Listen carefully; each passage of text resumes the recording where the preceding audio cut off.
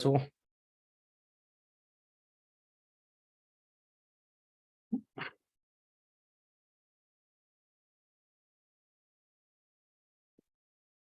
Alhamdulillahi Rabbil Alamin, wassalatu wassalamu ala nabina Muhammadin wa ala alihi wa sahbihi ajma'in, amma ba'd.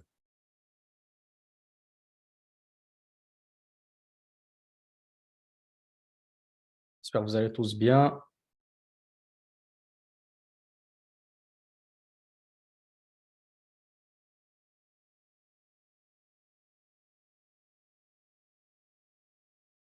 Alhamdulillah.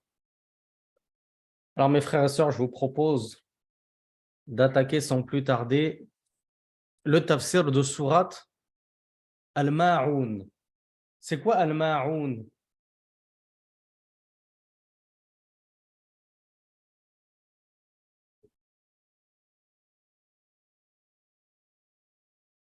Alors la plupart me disent l'ustensile, et c'est vrai, bien qu'on va voir quelques détails à ce sujet.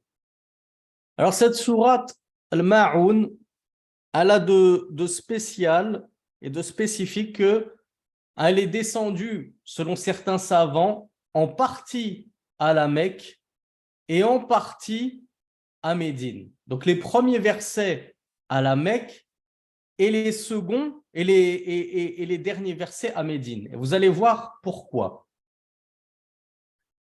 Allah subhanahu wa ta'ala nous dit « Ara'ayta alladhi yukadhibu bid-din » Vois-tu celui qui traite de mensonge ad-din? Ad-din ici, c'est la religion, n'est-ce pas?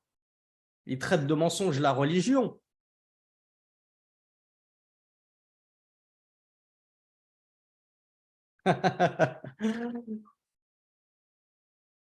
Ah, j'ai quand même réussi à en avoir une, hein, que je ne citerai pas pour préserver son honneur.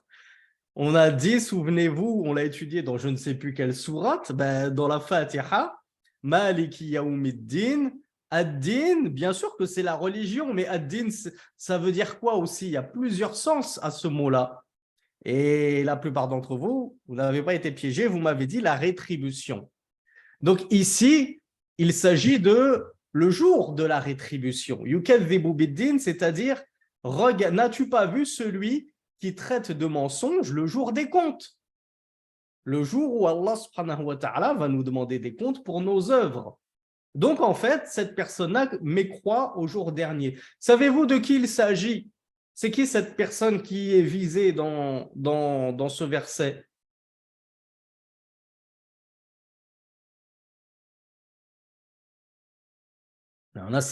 Oh là là, vous me dites tous Abu Jahl et Abu Lahab. Selon la plupart des mufassiroun, deux noms reviennent principalement. Et ces deux noms qu'on a déjà évoqués par le passé, souvenez-vous, ceux-là, ils sont souvent visés dans les premières sourates mécoises parce que ce sont ceux des notables de Quraysh qui ont fait le plus de mal et de tort au prophète Mohammed sallallahu alayhi wa sallam. Donc en l'occurrence, Al-Walid ibn al-Mughira, il y en a qui disent que c'est lui qui est visé. Il y en a qui disent que c'est Al-As ibn Wa'il, dont on a parlé également. Et il y en a qui disent, voilà, ceux qui sont visés ici, ce sont les Quraysh. Et il y en a d'autres qui vont plus loin en disant, ce sont les Munafiqun, et on va voir pourquoi. Ce n'est pas le plus important.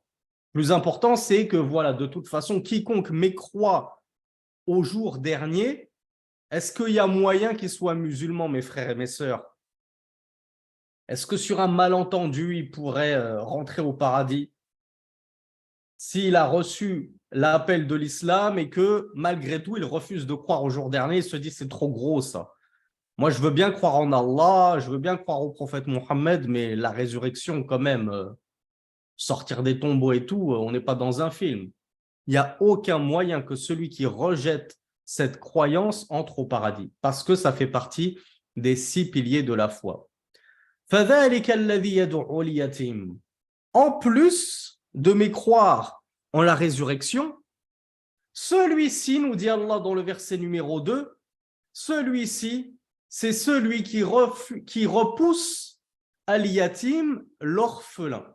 Yad'u, c'est-à-dire qu'il le repousse, yadfa'u anhu bi'unfin. il va le repousser avec sévérité et dureté. Il ne le repousse pas gentiment, comme on dirait à certaines personnes, Allah Sahel, on n'a pas de quoi t'aider, qu'Allah te facilite. Non, on le repousse avec dureté. Et de même que cette personne n'incitait pas les gens à nourrir le pauvre. Alors, les mufassirun, les exégètes, nous ont apporté une belle faïda.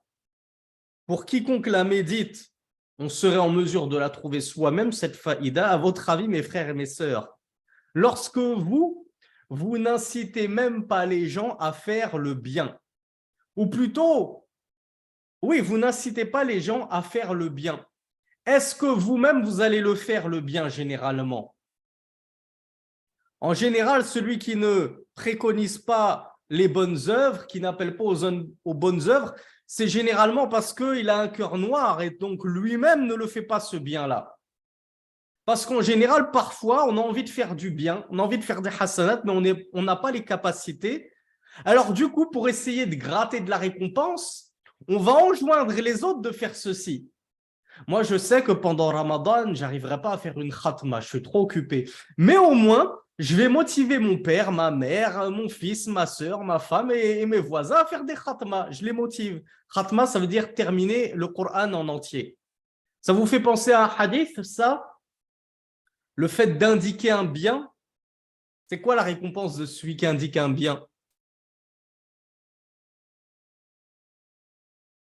Voilà, c'est la même. Rasulullah sallallahu alayhi wa sallam nous a dit que Ad-dal ala al-khayri kafa'ilihi.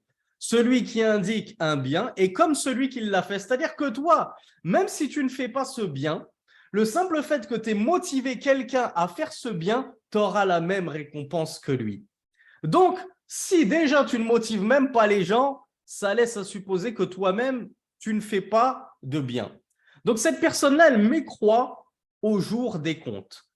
Elle repousse avec dureté et sévérité l'orphelin. L'orphelin, c'est qui? C'est celui qui a perdu son père. Ah, c'est dommage, j'aurais dû vous laisser trouver la réponse vous-même. Sachez que les Arabes qualifiaient d'orphelin celui qui avait perdu son père. C'est-à-dire que celui qui a perdu sa mère en bas âge alors que son père était vivant, on ne le considérait pas comme un orphelin parce que c'est le père qui assume sa nafaqa, sa provision et tout ce dont il a besoin. Donc, à partir du moment où il a son père, c'est déjà une grosse bouée de sauvetage. Alors que s'il n'a que sa mère, eh bien c'est compliqué de survivre dans une telle situation. Donc, voilà cet orphelin qu'il repousse alors qu'il a perdu son père et qu'il n'a personne pour dépenser pour lui. Et il n'incite même pas les autres à nourrir les pauvres. Fawailun lil musallin. Alors, elle est là la question principale de cette sourate. Qui est visé ici par alors je vais vous le traduire par malheur et après je vous poserai une autre question. Alors, malheur aux prieurs. Allah, il s'adresse à qui? À nous. Nous, on fait la prière et Allah subhanahu wa ta'ala, il nous dit qu'on malheur à nous. Alors, il y en a qui me disent qu'il s'adresse aux hypocrites, comme Hanifa. Kanouté Mohamed, il nous dit c'est ceux qui retardent la prière. Il y a Ibn F qui nous dit c'est ceux qui sont négligents. Et vous avez tous les trois la bonne réponse. En fait, il y a plusieurs exégèses au niveau de ce verset.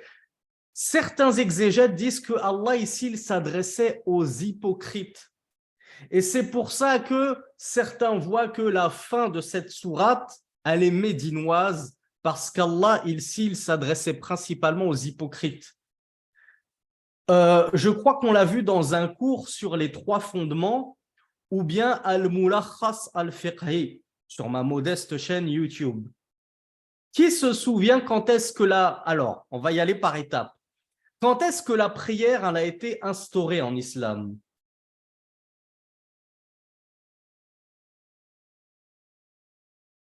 Alors, Mohamed Kanouté, il y a des gens qui vont te retirer leur demande de mariage là, parce que c'était toi qui étais visé, c'était toi qui faisais tourner les têtes.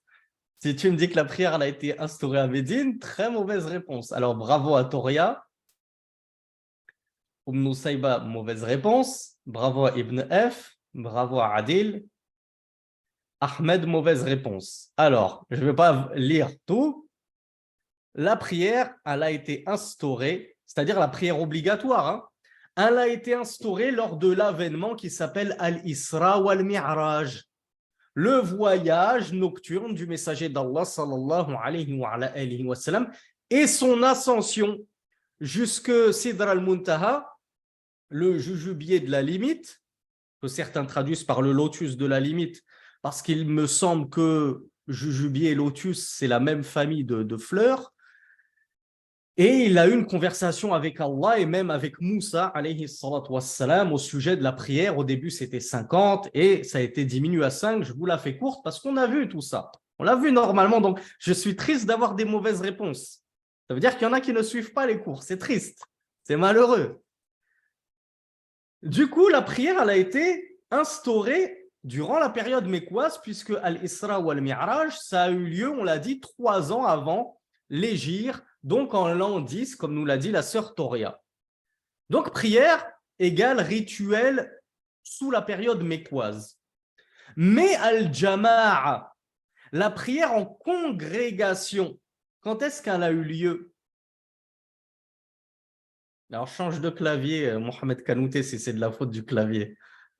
C'est facile, ça, de tout rejeter sur son clavier. Alors, la prière en congrégation, elle a eu lieu à Médine. C'est à Médine que Rasulullah et les musulmans ont été ordonnés maintenant de prier de manière regroupée, avec cohésion. Parce qu'à l'époque de la Mecque, comme vous le savez, ils subissaient les foudres de Quraysh et se faisaient torturer dès qu'ils essayaient de se réunir pour discuter d'islam, etc. Donc, la plupart du temps, ils priaient chacun en cachette autant qu'ils le pouvaient. Maintenant, à Médine, ils étaient en position de force. Rasulullah sallallahu alayhi wa sallam a fait construire sa Médine. La mosquée de Médine, qui est toujours là au jour d'aujourd'hui, même si elle a été bien agrandie, mais c'est la même mosquée que du temps du messager d'Allah sallallahu alayhi wa sallam, c'est-à-dire en tout cas au même emplacement, sans l'extension évidemment.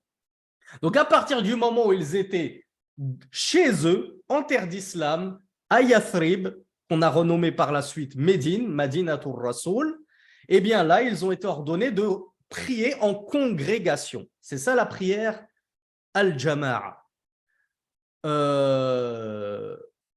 Pourquoi est-ce que je vous dis ça? Pourquoi est-ce que je suis parti là-dessus? Ah, voilà.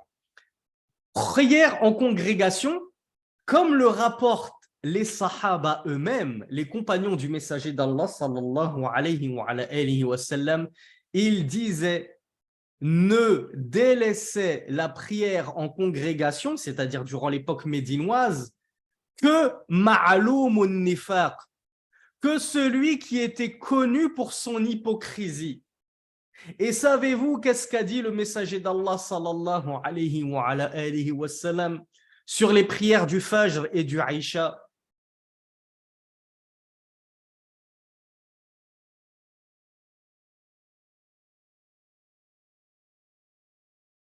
Voilà, Amel, elle a la bonne réponse. Bravo à Marseille 13. Ah, c'est devenu Marseille 113. Autant pour moi. Alors, Rasulullah sallallahu alayhi wa sallam a dit que les prières les plus difficiles aux hypocrites, c'est Al-Fajr et Al-Aïcha. À votre avis, pourquoi? C'est évident. Se lever très tôt le matin, sortir de chez soi pour aller prier à l'aube, dès le lever de l'aube, alors que la plupart des gens dorment, c'est dur pour un hypocrite. Pourquoi? Et c'est dur aussi pour au Aïcha, dès que la nuit elle est noire, parce que vous savez que Rasulullah sallallahu alayhi wa sallam, c'était quoi sa sunna par rapport au Aïcha? C'est de la prier pile poil 1h30 après le Maghrib, comme ça, comme le font certaines mosquées qui fixent Al-Aïcha 1h30 pile poil après le Maghrib. Ah, je vois que vous êtes nombreux à connaître cette sunna. Le messager d'Allah sallallahu alayhi wa sallam avait l'habitude de la reculer le plus possible, Aïcha, à tel point qu'il l'a reculé parfois tellement que certains compagnons s'endormaient dans la mosquée à force d'attendre que le messager d'Allah sallallahu alayhi wa sallam sorte de son appartement, parce que ses appartements étaient collés à la mosquée. Donc, il avait juste un rideau à tirer pour en sortir. Donc, Aïcha, elle était très tard en règle générale. Du coup, les hypocrites, c'était dur pour eux d'attendre très très tard pour se rendre à la mosquée. Et c'est quoi la définition même d'un hypocrite? Comment vous pourriez l'expliquer à quelqu'un qui ne connaît pas ce terme? Alors, vous me dites, il n'est pas sincère, il est faux, il est menteur. Voilà ce que j'attendais la réponse de Objmat. Ils disent celui qui œuvre pour les gens. Quand tu œuvres pour les gens, tu œuvres à quel moment de la journée? Dans la nuit noire, lorsqu'il fait tout noir. À Médine, il n'y avait pas d'électricité. Hein? Ils n'avaient pas encore découvert les pyramides, il n'y avait pas d'électricité à Médine. Du coup, c'était la nuit noire au Fajr et au Aïcha. C'est pour ça que Aïcha, radiyallahu anha, nous dit, nous prions le Aïcha, nous prions le Fajr derrière le messager d'Allah sallallahu alayhi wa sallam, puis nous retournions chez nous et nous ne reconnaissions même pas notre voisin de droite et de gauche tant il faisait noir. Et sachant que Al-Fajr, c'était la prière la plus longue du messager d'Allah sallallahu alayhi wa sallam. Donc l'aube se levait, le prophète sallallahu alayhi wa sallam priait une longue prière, et même après tout ce temps et cette longue prière, les Sahaba et Aïcha nous dit, on se retournait juste à droite et à gauche pour voir notre voisin, on ne le reconnaissait même pas. Tellement il faisait noir, parce que je vous dis, il n'y avait pas de luminaire, il n'y avait pas d'électricité, il n'y avait pas de lampadaire, etc. C'était la nuit noire. Donc le munafiq, lui, qu'est-ce qu'il a besoin d'aller montrer ses muscles si personne ne le voit? Le munafiq, l'hypocrite, son but, c'est de se montrer aux gens. C'est qu'on parle de lui. Ah, lui, il prie avec nous, masha'Allah, la quwwata illa billah. S'il fait tout noir, il n'a aucun intérêt à se fatiguer. Ajoute à cela la fatigue en elle-même de se lever à des heures aussi matinales et aussi tardives, eh bien les munafiqoun n'avaient rien à gagner à assister à ces prières-là. Voilà pourquoi c'était les plus pénibles pour eux et que les sahaba disaient que ne s'absentait de la prière qu'un munafiq dont le nifaq, dont l'hypocrisie était ma'loum, elle était sue et connue de tous. Donc Allah subhanahu wa ta'ala nous dit fawailul lil musallin.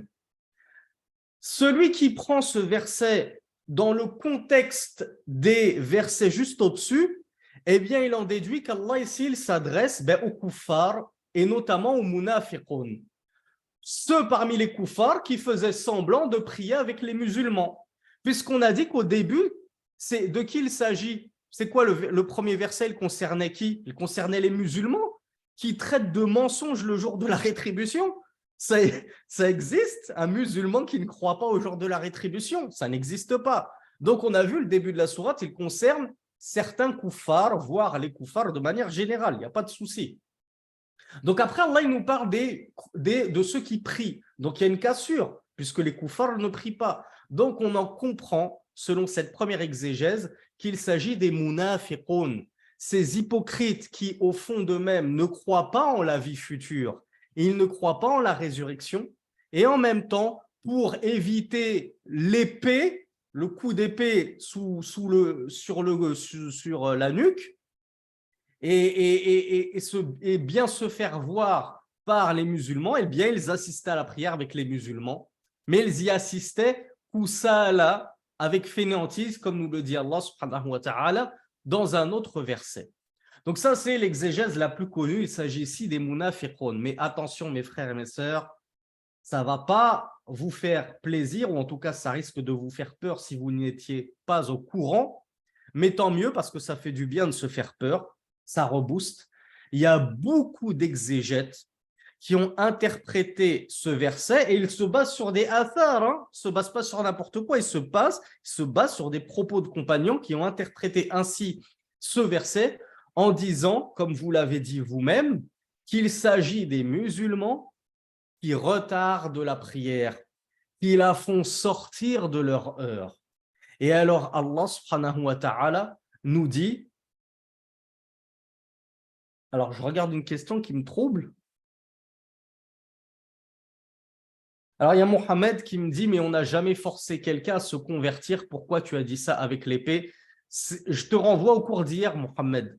On a justement dit qu'il ne fallait pas mal comprendre le dernier verset de Surat Al-Kafirun, lakum dinukum waliyadin. Ce lakum dinukum waliyadin, ça ne veut absolument pas dire vous avez le droit de rester sur votre coufre, on s'en fiche, on ne vous cherchera pas de noise. Parce qu'on a dit, certains ont vu que ce verset avait été abrogé par le verset de l'épée. Et le verset de l'épée, c'est le verset du djihad. Les musulmans, ils doivent partir au djihad, mais je vous ai dit, je n'ouvre pas ce chapitre parce que c'est un chapitre qu'on étudiera, Inch'Allah, dans le dernier cours de Thalathat al-Usul. Et c'est des choses qui sont difficiles d'aborder, même sur Internet, parce que ça peut poser de gros problèmes, comme vous vous en doutez. Donc, je referme cette grosse parenthèse pour répondre à la question de Mohamed qui se demandait pourquoi on ne force pas les gens à se convertir. Non, on ne force pas les gens à se convertir, mais celui qui ne veut pas embrasser l'islam et qui préfère le koufr, en islam, c'est l'épée. Hein. C'est comme ça que ça marche. Seuls sont épargnés les ahlul kitab, les gens du livre. S'ils payent la jizya, la dîme. Ça, c'est en terre d'islam, je précise. Attention, pour ceux qui aimeraient prendre des extraits de mes cours et poster ça partout, ça, c'est pas comme ça que tu fais en France dans une terre de coufre, tu vas aller tuer tout le monde, soit tu te convertis, soit je te tue. Il y a beaucoup de règles, il y a beaucoup de conditions, c'est pour ça que je ne peux pas me permettre d'aborder ça en 1 minute. Donc il y a beaucoup de conditions, il y a beaucoup de règles. C'est sous l'autorité du gouverneur musulman, donc déjà tu pars pas tout seul sans la permission de ton gouverneur musulman. Qui dit gouverneur musulman dit que toi-même tu résides dans une terre d'islam, donc toi qui es dans ta terre de kouf, tu n'as aucune bay'a, tu n'as aucune autorité qui te dirige, donc tu n'as pas le droit de faire tout et n'importe quoi à ta guise. Sinon, c'est les débordements des frères Kouachi et des Daeshites en herbe de France, d'Angleterre et d'ailleurs. Donc, on ferme la parenthèse. Fawailun lil musallin, il y en a qui ont dit qu'il s'agissait des prieurs parmi les musulmans, donc il ne s'agit plus des hypocrites. Cependant, ils retardent la prière de leur temps. Surat al-Fajr, Salat al-Fajr, si je l'ai pris à 10 heures du matin, c'est bon ou pas? Vous me dites tous non, parce que vous vivez probablement en France, en Belgique ou je ne sais quoi. Maintenant, celui qui vit au Groenland ou au nord de la Finlande, peut-être. Allahu a'lam, puisque c'est toujours la nuit, les signes ne se voient jamais. Donc, eux, ils sont dans un cas où ils doivent essayer de trouver des solutions qu'Allah leur facilite et surtout qu'Allah les ramène en terre d'islam à ces gens-là qui vivent en Scandinavie. Il y a beaucoup de Somaliens qui ont fait leur hijra en Scandinavie. Donc, tout ça pour dire, Salatul Fajr, sa limite, c'est le lever du soleil, c'est Ash-Shuruq. Tu ne peux pas la faire sortir volontairement de son temps. Est-ce que j'ai le droit de la regrouper avec le Dhuhr parce que je suis malade ou parce que je suis en voyage? Le Fajr, pour me faciliter, je la regroupe avec le Dhuhr. Non, je ne peux pas. Salatul Fajr, elle est injoignable, elle est irregroupable. Pour aucune raison possible, je peux la faire sortir de son temps. Donc, ceux qui volontairement se disent « Oh, la flemme de me lever, le Fajr, il a 4 heures, moi je le prierai dès que mon réveil sonne à 7 heures du matin, en plein été à Paris, alors que le Shuruq lui-même, le lever du soleil, il est lui-même à 5h30 ou 6 heures, eh bien ça ne passe pas et tu es concerné par ce verset-là. Tu es concerné par ce malheur qui est adressé aux prieurs, ceux qui font sortir leurs prières de leur temps. Et ça, c'est la deuxième exégèse la plus solide et la plus répandue au sujet de ce verset. Alors, on a dit, moi j'ai traduit wailun par malheur. Savez-vous comment l'ont interprété d'autres savants? Et parmi eux, certains compagnons et certains élèves des compagnons.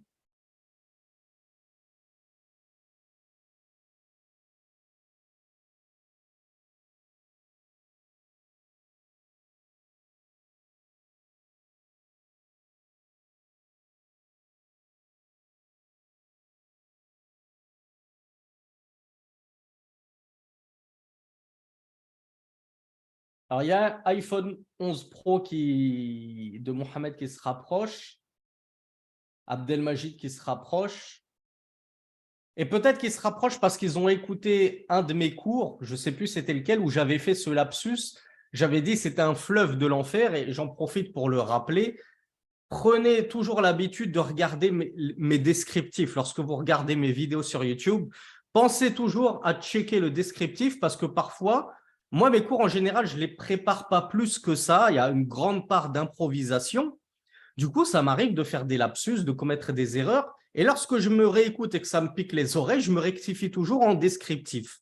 Donc, ce n'est pas un fleuve en enfer, mais c'est une vallée en enfer. Donc, voilà comment l'ont expliqué certains exégètes du Coran. Fawailun lil musallin, ça signifie que les prieurs qui auront fait sortir négligemment leurs prières de leur temps, ils auront une vallée dans laquelle ils croupiront en enfer. Et dans cette vallée, ils seront abreuvés et alimentés du pu des gens de l'enfer, comme l'ont expliqué les exégèses ou les exégètes à ce sujet.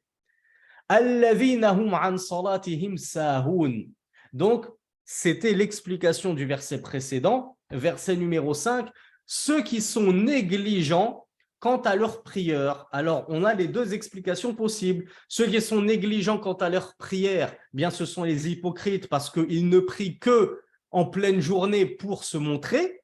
Et lorsqu'il n'y a plus personne autour d'eux, ils délaissent allègrement leur prière puisqu'ils n'y croient pas de base, ou bien ceux qui sont négligents, c'est-à-dire ceux qui sont négligents et qui font sortir leur prière de leur temps par paresse et par négligence. Alladhina hum yura'un. Ce verset numéro 6, il corrobore la théorie, plutôt l'exégèse, qui voit qu'il s'agit ici des hypocrites. Ça veut dire quoi, yura'un? Ça vient de ar-riya. C'est quoi ar-riya? Vous êtes nombreux à le connaître. C'est l'ostentation. Comment Rasulullah sallallahu alayhi de quoi a-t-il qualifié l'ostentation, le messager d'Allah sallallahu alayhi wa sallam? Bravo à Ryan.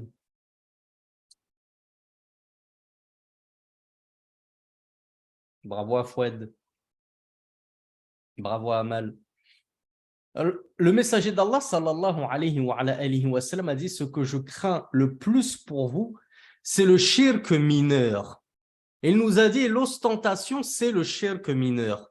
Pourquoi? Parce que le shirk majeur, il est assez bayyin.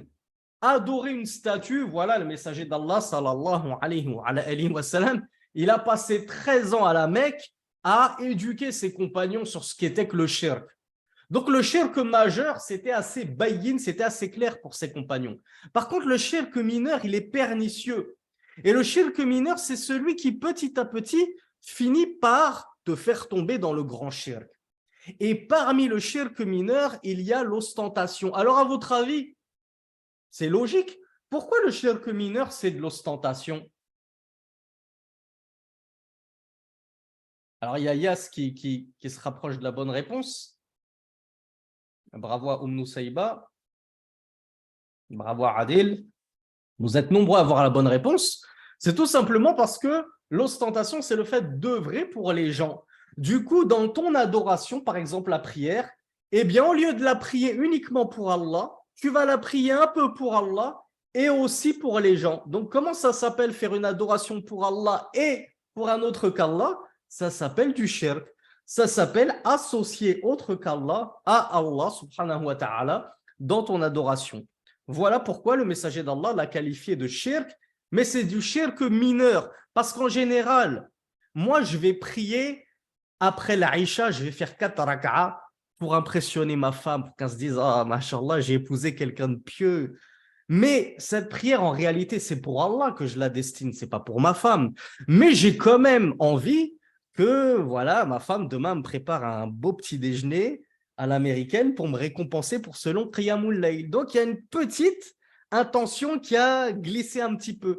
Donc voilà pourquoi c'est du shirk, mais mineur. Il n'est pas majeur parce que je ne suis pas en train d'adorer ma femme et encore moins son petit déjeuner. C'est Allah que j'adore, mais voilà, dans mon intention, c'était pas clair, c'était pas net. J'ai un peu associé ma femme. Donc on n'est pas dans le shirk majeur, on est dans le shirk mineur.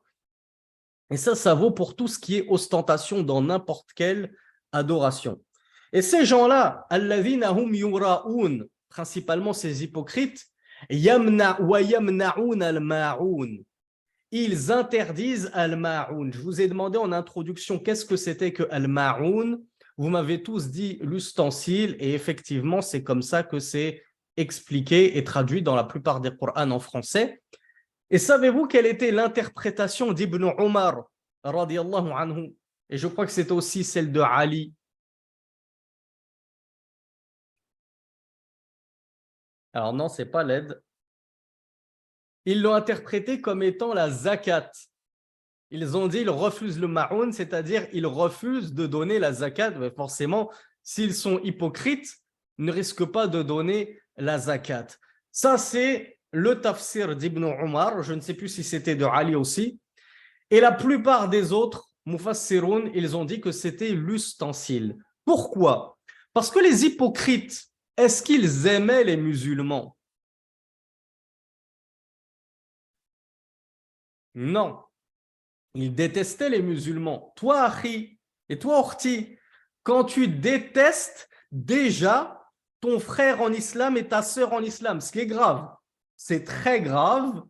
Là, tu es en plein en train de piétiner al-wala ou al-bara, l'alliance et le désaveu. Et pour ceux qui seraient dans cette grossière erreur de détester son frère en Allah ou sa sœur en Allah, est-ce que si elle te demande de l'aide, tu vas l'aider alors que tu la détestes? Tu ne vas pas l'aider. Si elle te demande 1000 euros, est-ce que tu peux me prêter 1000 euros? Est-ce que tu vas lui prêter? Jamais, parce que tu la détestes. Eh bien, imaginez-vous les hypocrites. Là, je te dis, c'est toi, tu détestes ton frère musulman, tu ne vas même pas lui prêter cette somme. Imagine-toi les hypocrites qui détestaient, mais bien plus les musulmans. Ils refusaient de leur donner l'ustensile. Pourquoi? Qu'est-ce qu'ils ont dit, les savants, sur l'ustensile? Ils ont dit comme une tasse, comme un, comment ça s'appelle, un récipient, comme un seau. Toi, si ta voisine vient sonner chez toi, est-ce que tu peux me prêter ton seau? J'en ai besoin pour la moindre chose. Est-ce que tu vas lui refuser? Est-ce que le seau, c'est un objet de valeur pour toi? Est-ce que tu vas dire, oh non, j'ai pas envie, tu te concertes avec ton mari, est-ce qu'on lui prête ou pas? Un seau quand même, imagine, elle nous le rend pas. Imagine, elle casse. C'est pas grave. Si elle me casse un seau, je vais sur le marché, je me l'achète à 10 dirhams. C'est pas un souci, ça. Donc, même l'ustensile qui n'a pas de valeur et que tu prêtes volontiers à ton voisin, et même s'il ne te le rend pas, tu t'en fiches tellement ça a peu de valeur. Les hypocrites, ils détestaient tellement les musulmans que même ça, ils refusaient de leur prêter. C'était pour vous montrer à quel point ils avaient de la haine envers les musulmans. Alors, si ces hypocrites refusaient d'aider les musulmans dans ces choses les plus élémentaires et les moins précieuses de la vie du quotidien, pensez-vous qu'ils les aidaient dans ce qu'il y avait de plus important et plus précieux que cela? Donc voilà pourquoi les hypocrites, le messager d'Allah sallallahu alayhi wa sallam a dit qu'ils seront fid darkil asfar minan nar. Ils seront au plus bas de l'enfer, les hypocrites, parce que ce sont vraiment les pires de la création. Donc voilà pour Surat Al-Ma'oun, et je vous ai dit le verset Fawailul lil musallin. J'espère qu'il nous fera très peur si nous nous sentons concernés par ce verset, que nous avons tendance à faire sortir les prières de leur temps à cause de la PlayStation, à cause des matchs de foot, à cause des sorties, à cause de Netflix, etc., etc.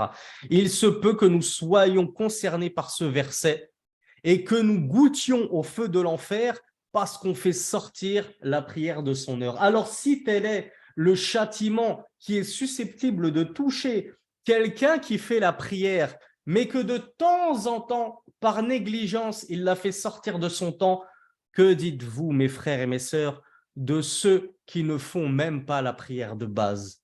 Imaginez-vous le châtiment qui leur est réservé. Et comme je vous l'ai dit dans un cours précédent, ce n'est pas pour rien qu'un grand nombre de savants ont vu tout simplement que celui qui abandonnait la prière, même par simple négligence et paresse, sortait de l'islam et n'était plus considéré comme musulman. Ça donne vraiment à réfléchir. On va, si vous le voulez bien, développer l'exégèse de Surat An-Nasr, le secours.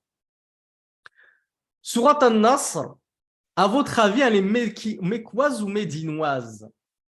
Quand est-ce que Allah a secouru Mohammed? Décidément, Mohammed Kanouté, il dort aujourd'hui, là. C'est le dernier de la classe. Je vais jeter l'œil, mesquine.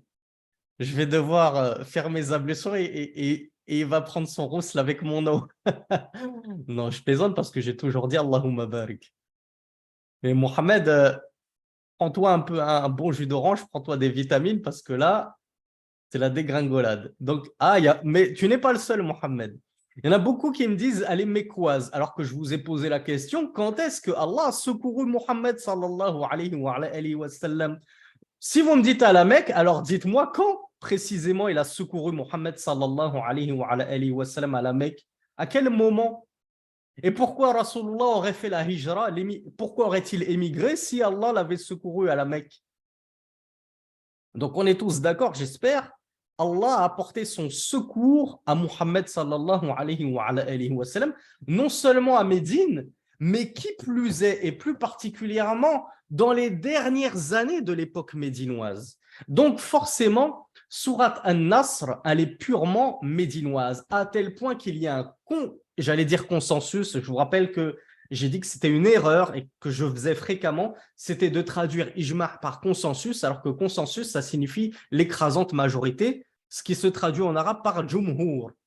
Alors que unanimité, c'est ça qui traduit al-ijma'. Donc il y a unanimité des gens de science que An-Nasr, c'est la dernière sourate du Coran qui a été révélée en entière. Parce que comme vous le savez, tantôt Allah subhanahu wa ta'ala révélait des sourates en entier et tantôt il révélait des parties de sourates, verset par verset, les uns après les autres, jour après jour, mois après mois, année après année. Surat An-Nasr, c'est la dernière sourate qui a été révélée en entier dans le Coran. Allah subhanahu wa ta'ala nous dit إِذَا جَاءَ نَصْرُ اللَّهِ وَالْفَتْحِ. Lorsque le secours d'Allah te vient et la victoire. C'est quoi la victoire ici? Qui sait de quelle victoire il s'agit? Alors il y a Ryan qui me dit c'est la bataille de Badr. Ah, vous êtes nombreux à me dire bataille de Badr. Il y a Ryan A qui me dit la libération de la Mecque. Il y a Marseille 13 qui me dit l'entrée des polythéistes en islam. Il y a Mariam qui me dit l'Égir. Zakaria qui me parle de la reconversion des Quraysh. J'ai beaucoup de réponses dissonantes. J'ai eu un peu de tout. Et la vérité, c'est qu'il s'agit ici de Fathu Mecca. La victoire de la Mecque. Fathu Mecca, c'est pas très français, victoire de la Mecque. Comment on le traduit réellement en français correct? La conquête de la Mecque. Donc, al-Fath, oui, ça veut dire la victoire, mais ici, il s'agit de Fathu Mecca, c'est-à-dire la conquête de la Mecque. Quand est-ce que, alors, la Mecque, lorsque Rasulullah sallallahu alayhi wa sallam a fait sa hijra après l'an 13 de la prophétie, 13 ans après sa prophétie, il est allé à Médine. Quand il est parti à Médine, est-ce qu'à la Mecque, ils étaient musulmans en majorité? Non, ils étaient majoritairement koufars, mécréants. C'était les mécréants de Quraysh, les associateurs de Quraysh, qui avaient le contrôle de la Mecque. Qu'est-ce qu'il s'est passé en l'an 6 de l'Hégire? 6 ans après, ou durant la 6e année de l'Hégire. On va y aller bit-tartib, on va y aller dans l'ordre chronologique. Ayoum Nusayba qui me dit l'islam s'est propagé. C'est pas ça l'événement majeur de l'an 6. Non, la majorité n'est pas devenue musulmane, Yazid. Non, Angel, c'est pas Taïf. Ah, bravo. Bravo à Dermouche. Bravo Ryan Chaouch. On va voir qui d'autre. Bravo alors. Qui d'autre a eu la bonne réponse? Ah, j'ai eu que 2 bonnes réponses. Il y en a qui ont séché le séminaire sur la biographie du prophète, sallallahu alayhi wa sallam. Ce n'est pas moi qui l'ai dispensé. Je crois qu'il y a eu un séminaire sur la biographie du prophète, sallallahu alayhi wa sallam, à l'Institut Ibn al-Qayyim. Sachant que cet institut, je me suis engagé à travailler avec eux parce qu'ils ont la même, entre guillemets, philosophie que moi, c'est qu'on fait des cours gratuits. Donc, aucune excuse pour sécher les cours. Mais moi, de toute façon, sur ma chaîne YouTube, il y a une biographie du messager d'Allah. En l'an 6, il y a eu le pacte d'Al-Hudaybiyah. Alors, mon frère Darmouche, et je ne sais plus quel autre frère m'a donné la bonne réponse, c'est quoi ce pacte d'Al-Hudaybiyah? Qu'est-ce qui s'est passé durant ce pacte en l'an 6 de l'Hégire? Qui le sait? Pacte entre qui et quel était le contenu du pacte? Alors, bravo à Ahmed, bravo à Kanouté Mohamed, bravo à Don Jeta. Alors non, Abdelmajid, ce n'était pas du tout une alliance avec les Juifs, ce n'était pas ça du tout. C'était un pacte entre les musulmans, Rasulullah et ses sahaba et ses compagnons, et les notables de Quraysh. C'était une trêve. Une trêve, ça veut dire c'est un pacte de non-agression. On arrête de se faire la guerre. Savez-vous pour combien d'années ils avaient signé? On fait une trêve, c'était pas illimité. Ça n'existe pas en islam, les trêves illimitées contre les kuffars. C'est pour ça que je vous ai dit, le verset de l'épée, il a besoin de cours à lui tout seul. Il faut faire très attention avec ces sujets-là. On ne peut pas se permettre d'en discuter 1 minute, 2 minutes comme ça, à la va-vite sur les réseaux sociaux. Mais il n'y a pas de trêve illimitée avec les kuffars. Ça n'existe pas. Donc, bravo à Sami Mahdi, bravo à Mahidou de Casablanca. Là, le pacte, et bravo à tous ceux qui ont la bonne réponse, pas de jaloux, le pacte, il reposait sur 10 années de trêve. Pendant 10 années, on ne s'attaque plus, on ne se fait plus la guerre. Celui qui désirait rejoindre Muhammad sallallahu alayhi wa sallam et les musulmans, il était libre de le faire. Et celui qui désirait rejoindre les kuffars et les Qurayshites et les associateurs, il était libre de le faire. Donc, c'est entre guillemets une promesse de liberté absolue et de paix entre les deux clans et les deux camps. Qu'est-ce qu'il s'est... Donc, on est en l'an 6.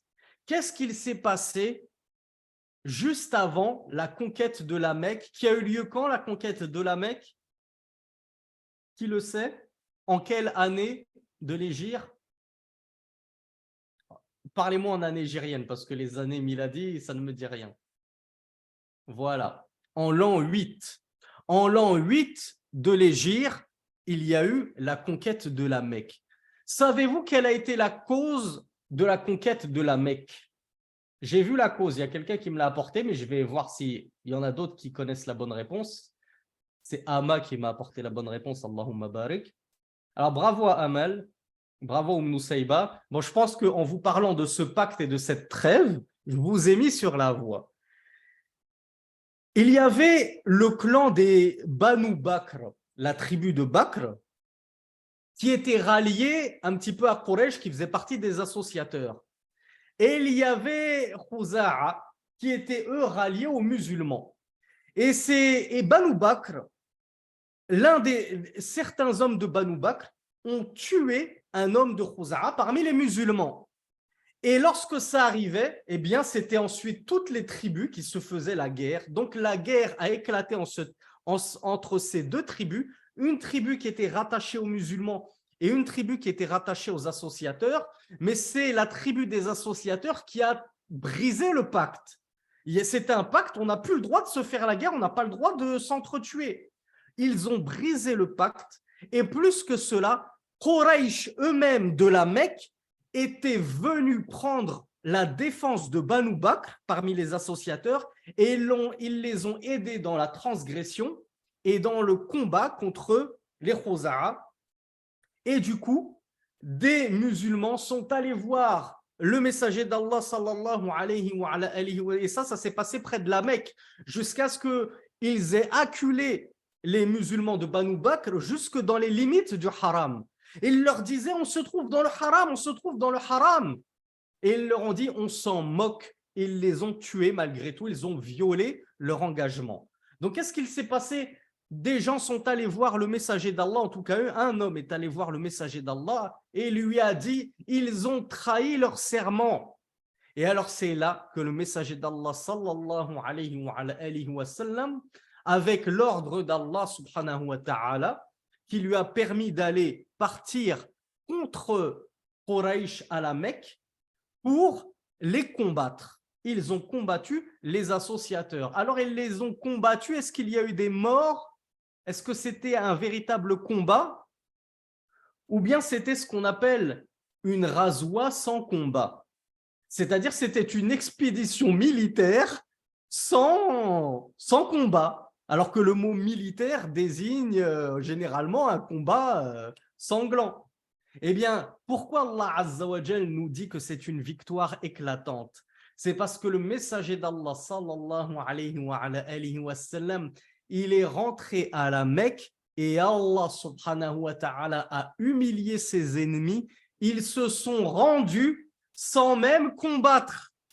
Alors, il y a des savants qui disent il y a eu quand même un, deux ou trois combats en singulier, en duel, mais voilà, il n'y a pas eu de combat. Le messager d'Allah, sallallahu alayhi wa sallam, de manière générale, n'a pas combattu. Il n'y a pas eu de grande lutte comme c'était le cas auparavant. Du coup, ils ont donné, si je puis me permettre l'expression, ils ont rendu les clés de la Mecque à Muhammad, sallallahu alayhi wa sallam. Voilà pourquoi c'était la victoire éclatante. Donc, le secours d'Allah subhanahu wa ta'ala est venu à ce moment-là. Muhammad sallallahu alayhi wa sallam, après toutes ces années d'injustice, après toutes ces années de difficultés, après toutes ces années d'oppression, a enfin pu reconquérir sa terre bien-aimée, sa terre natale, celle à qui il avait dit en la quittant et en se retournant et en lui jetant un dernier regard, si ce n'était ton peuple si ce n'était pas ton peuple qui m'avait chassé, jamais je ne serais parti. Donc Allah subhanahu wa ta'ala lui a accordé la délivrance, le secours, inna ma'al usri yusra. Avec la difficulté vient la facilité et Allah subhanahu wa ta'ala lui a donc donné cette conquête sans même avoir besoin de dégainer son sabre. Donc ça c'était en l'an 8 de l'Hégire. Alors, qui connaît la date précise? Au moins le mois. Et celui qui connaît le jour, c'est encore mieux. Alors, Jassam me dit le 20. Effectivement, il y a des savants qui disent que c'était le 20. Il y a Mohamed qui me dit avant le Ramadan. Il y a Touria qui me dit un lundi. Allahumma barik, est-ce que c'est précis? Je vous dis la vérité, je ne sais pas si c'était un lundi. J'ai oublié. J'ai oublié quel jour. Mais la plupart des savants voient que c'était le 10 de Ramadan, du mois de Ramadan, en plein Ramadan, imaginez-vous. Donc, en plein mois de Ramadan, ce mois béni, Allah subhanahu wa ta'ala, le 10 ou le 20 selon certains savants, Allah a rendu la Mecque à son prophète Mohammed sallallahu alayhi wa sallam. Donc, lorsque vient le secours d'Allah et la victoire, et que tu vois les gens rentrer dans la religion d'Allah afwajan, c'est-à-dire en masse, en troupe, tribu après tribu. C'est pour ça que je vous avais contredit, j'avais contredit une sœur quand je lui avais dit qu'est-ce qui s'était passé en l'an 6, elle m'a dit les gens rentraient en masse en islam. Pas du tout, c'est à ce moment-là, c'est après la victoire de la Mecque que les gens ont commencé à rentrer en masse dans l'islam. Et savez-vous pourquoi?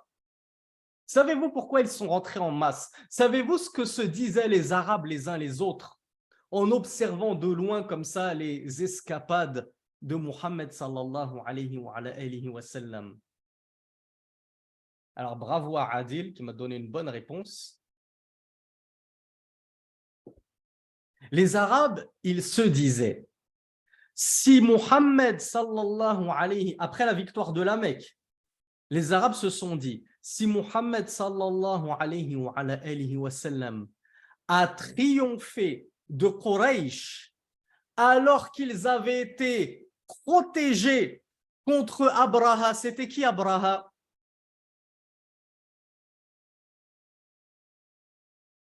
Ah non, c'était pas une idole Abraha.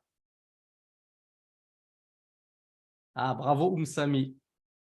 Abraha, je vais vous mettre sur la piste, il montait un éléphant. Ah, bravo Amal. C'était ce despote qui avait son armée montée d'éléphants et qui s'était mis en tête d'aller détruire la Kaaba. Et celui qui veut connaître son histoire, qu'il lise Surat Al-Fil, l'éléphant. C'est son histoire qui est narrée dans Surat Al-Fil. Les Arabes se sont dit, Abraha n'a rien pu faire contre les Qurayshites et la Mecque et il n'a pas pu détruire la Kaaba. Donc si Mohammed, lui, a réussi à triompher des Mécois là où Abraha a échoué avec toute son armée, alors c'est que c'est lui qui est sur la vérité.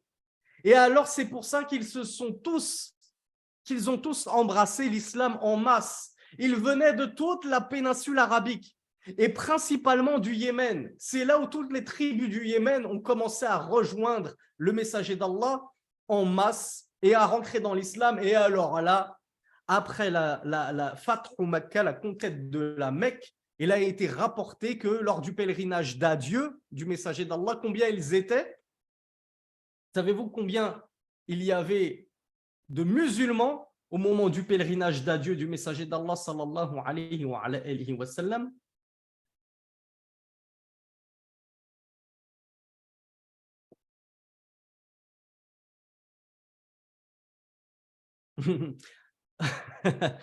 Alors, je vérifierai pour ne pas dire de bêtises parce que là, je suis en freestyle, mais moi, il me semble que c'est 100 000. Je vais vérifier pour demain qu'à ce moment-là, il y avait 100 000 musulmans qui avaient rejoint l'islam durant le pèlerinage d'adieu. Alors, on parle du pèlerinage d'adieu.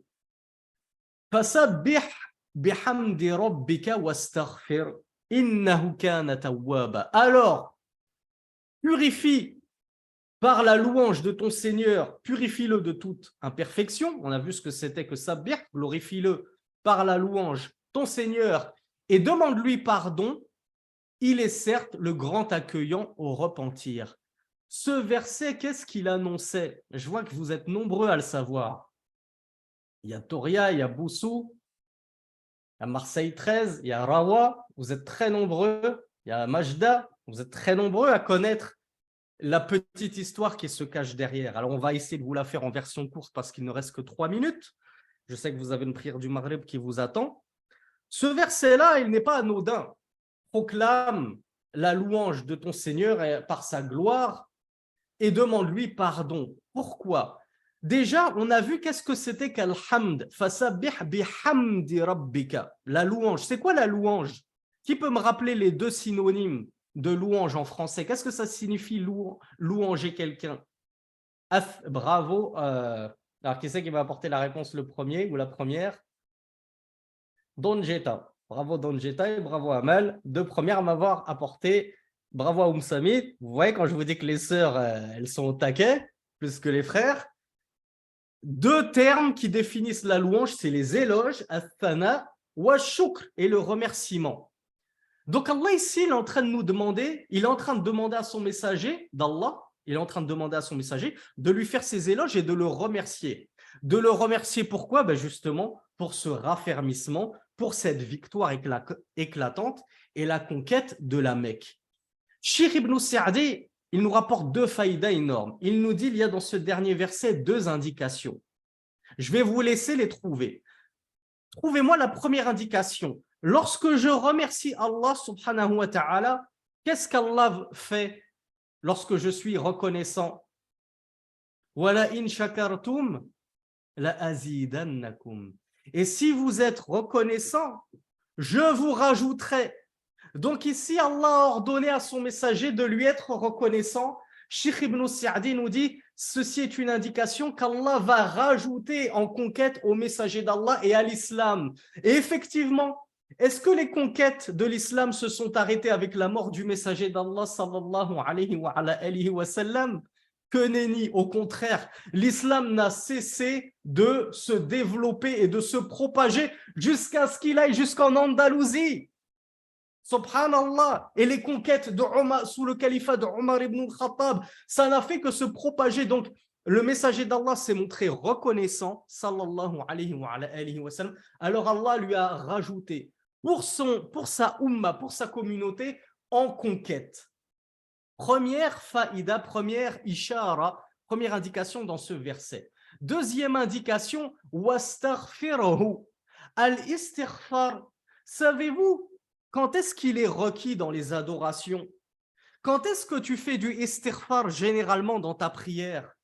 Ah, à la fin. À la fin de ma prière, lorsque j'ai fini, Rasulullah disait à 3 reprises Astaghfirullah, Astaghfirullah, Astaghfirullah. Et pareil pour le Hajj, on conclut le Hajj avec de l'istighfar. Et c'est généralement ainsi qu'on conclut les bonnes œuvres. On conclut avec al-istighfar. Donc, lorsqu'Allah lui a demandé de demander pardon, c'était un signe que son heure était proche et que, puisque sa mission touchait à sa fin, il devait se consacrer à al-istighfar, la demande de pardon. Alors, pour la petite histoire, permettez-moi de déborder de 5 minutes pour conclure vraiment le tafsir. Omar ibn al-Khattab, radiallahu anhu, il avait l'habitude de faire des assemblées avec les grands sahabis en âge, les plus anciens sahabis, qui avaient notamment assisté à la bataille de Badr, la première bataille de l'islam. C'était donc les notables par excellence de l'islam, et ils se réunissaient. Et il avait coutume de ramener Ibn Abbas, qui était jeune, beaucoup plus jeune qu'eux en âge, dans ces assises-là. Et certains sahaba ont dit à Omar, pourquoi est-ce que tu ramènes ce garçon alors que nous aussi nous avons des garçons comme lui? Pourquoi il était préféré aux autres jeunes? Alors Omar un jour, et ça c'est Ibn Abbas qui nous rapporte cette histoire lui-même, il nous dit un jour, Ibn Omar m'a convoqué à une assise et je savais qu'il ne m'a convoqué que pour leur montrer la raison pour laquelle il me permettait d'assister à leurs assises entre grands. Un jour, Omar, il a lu cette sourate aux autres compagnons. Idha ja'a nasrullahi wal fath. Et il leur a dit, savez-vous ce que signifie fasabbih bihamdi rabbika wastaghfir? Alors, les compagnons, certains d'entre eux ont dit, Allah subhanahu wa ta'ala, il a enjoint à Muhammad sallallahu alayhi wa sallam de faire beaucoup de tasbih et beaucoup d'istighfar. Ils se sont arrêtés au sens apparent du verset. D'autres compagnons ont dit Allahu a'lam, Allah est plus savant. Et d'autres compagnons se sont tus, ils n'ont rien objecté, ils n'ont rien avancé. Alors, il a demandé à Ibn Abbas, et toi, que dis-tu de ce verset? Alors Ibn Abbas, radiyallahu anhuma, il leur a dit Hadha ajalu rasulillahi sallallahu alayhi wa sallam. Ce verset, il annonçait le terme de vie du messager d'Allah sallallahu alayhi wa sallam. Parce qu'Ibn Abbas, il était turjaman al-Qur'an. Il était le grand exégète du Qur'an. Il était celui à qui le messager avait fait une dua en lui disant Allahumma faqihhu fi din wa allimhu ta'wil. Oh Allah, instruis-le dans la religion et apprends-lui l'interprétation, c'est-à-dire l'exégèse coranique. Donc Ibn Abbas était le plus grand compagnon en termes d'exégèse coranique. Et lorsqu'il a donné ce tafsir-là, Ibn Abbas, Omar a répondu Ma a'lamu ghayra ma ta'lam. Je ne connais rien d'autre au sujet de ce verset que ce que tu connais toi, Ibn Abbas. C'est-à-dire, c'est ton interprétation qui est la bonne. Et c'est ainsi qu'il a montré à tous les grands compagnons pourquoi il privilégiait Ibn Abbas en lui permettant d'assister à leurs assises. Parce qu'Ibn Abbas, malgré son très jeune âge, il avait la science des grands et il avait dépassé certains grands en science. Et d'ailleurs, il fait partie des 5 plus grands rapporteurs de hadith du messager d'Allah sallallahu alayhi wa sallam. Voilà le secret qui se cache derrière le verset numéro 3 de sourate An-Nasr. Fasabbih bihamdi rabbika wastaghfir innahu kana tawwaba. Et c'est pourquoi à partir de la révélation, depuis la révélation de ce verset, le messager d'Allah sallallahu alayhi wa sallam n'avait de cesse de lire durant son recours, son inclinaison et son sujoud, sa prosternation, il n'avait de cesse de répéter Subhanaka Allahumma Rabbana wa bihamdika faghfirli. Rabbana faghfirli. Subhanaka Allahumma Rabbana wa bihamdika Allahumma faghfirli. C'était ta'wilan li hadhihi al-aya. Il essayait d'appliquer ce verset qu'Allah lui avait demandé de proclamer son tasbih, sa gloire, sa louange, al-hamd, et al-istighfar, la demande de pardon. Voilà pourquoi il réunissait tout ça dans ses inclinaisons et dans ses soujouds depuis la révélation de ce verset. هذا والله أعلم وصل اللهم على نبينا محمد سبحانك اللهم وبحمدك أشهد أن لا إله إلا أنت أستغفرك وأتوب إليك. Je vous laisse sur ces mots et je vous dis à rendez-vous pour le dernier cours de ce séminaire sur le tafsir demain, Inch'Allah. Portez-vous bien, ne m'oubliez pas dans vos du'as. Wassalamu alaikum wa rahmatullahi wa barakatuh. Wa akhiru da'wana anil hamdulillahi rabbil alamin.